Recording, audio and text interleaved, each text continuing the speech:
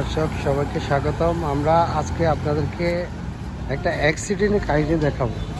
আমাদের সঙ্গে থাকুন, দেখানোর চেষ্টা করতেছি। ঢাকা থেকে ছেড়ে আসা একটি রডবাহী ট্রাক সোনামুড়ি অতিক্রম করার পরে বাংলা বাজার এবং জরুরপুরের মাঝামাঝি জায়গায় এসে দেখুন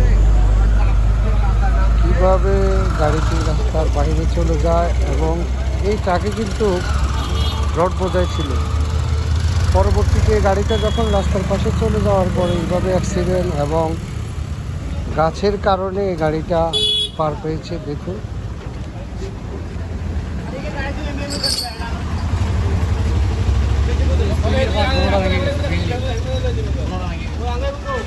আমরা আপনাদেরকে ভালোভাবে দেখানোর চেষ্টা করছি।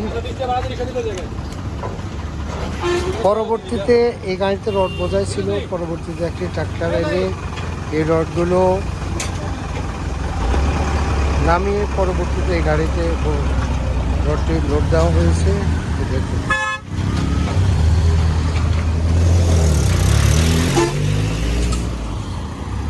এবং এখানে পুলিশ প্রশাসন থেকে সবাই উদ্ধার কাজে সহযোগিতা করার কারণে খুব অল্প সময়ের মধ্যে এই গাড়ি থেকে রডগুলো নামিয়ে অন্য গাড়িতে লোড দেওয়া সম্ভব হয়েছে।